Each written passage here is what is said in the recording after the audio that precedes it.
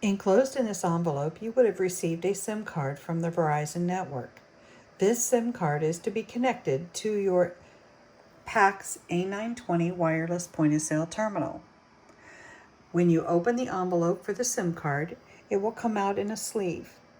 The sleeve will contain a SIM card looking similar to the one on your screen. To remove the SIM card, simply push in the center of this and it will break free the entire SIM card. Make sure not to break out the mini SIM card, which is contained inside.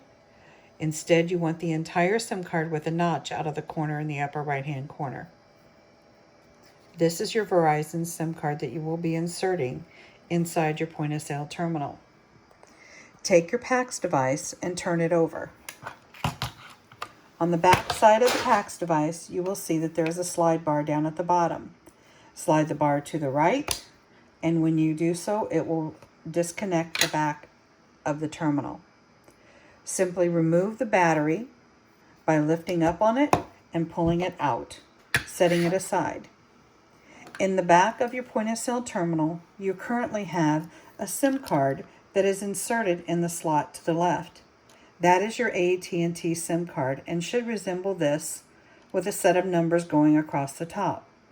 You're going to remove that card from that slot. You may need a pair of tweezers to pull it out. Once the card is completely removed, you will take the new SIM card which you just received from Verizon, and you will place this card as such with the gold bar facing away from you, sliding it into this SIM slit right here. Please make sure that you do not break out the center piece. It needs to be one solid piece that you're inserting. Simply slide that down into that slot and it's locked in place. There is a diagram on your point-of-sale terminal right here that will show you exactly what it should look like.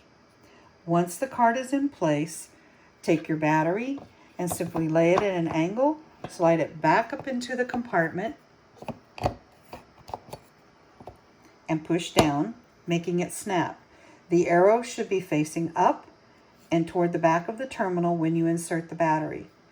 Take the battery cover and again replace it by putting it into the notches, sliding it down, and once it's completely level, slide the bar back to the left. Sliding the bar back will lock this in place so that you may now proceed to turn the terminal over. Once you have the terminal turned over, proceed with the next instructions in order to activate your SIM card from Verizon.